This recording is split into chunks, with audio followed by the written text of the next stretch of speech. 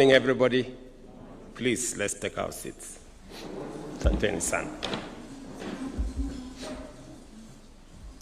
I am pleased to welcome you back home after your historic performance at the World Athletics Championships in Tokyo, Japan. You have to forgive me. This is a very emotional moment. I don't know why. And I must say congratulations to you people.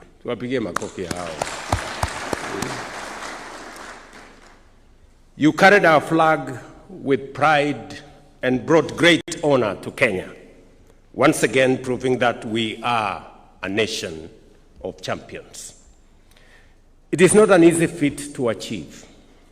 Out of 198 countries, Kenya finished second overall with 11 medals, 7 gold, 2 silver, and 2 bronze.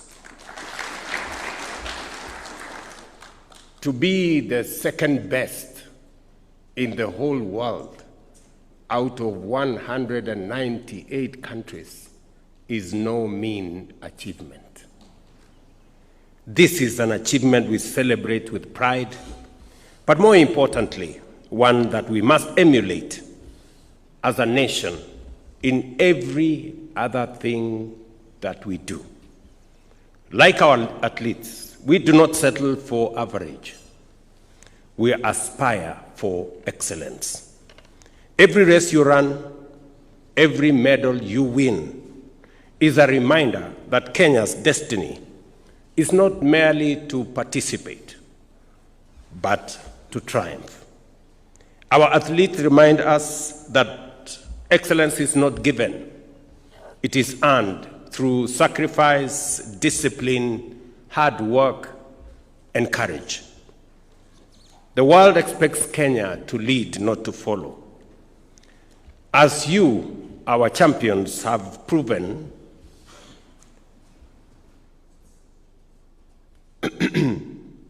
greatness is our heritage. Mediocrity has no place in the Kenyan story. Just as you train for gold, Kenya must train for excellence in every field, in education, in health, in development, in innovation, and in leadership. Average does not raise a flag. Average does not unite a nation. Greatness and excellence does. You carry more than medals. You carry the proof that Kenya can be, and indeed are, a great nation. Before you left for these games, one evening here, you shared with me some of your concerns and requests. I pledged that I will consider the issues you had raised with me, and among the immediate actions that we have taken was to ensure that your foreign allowance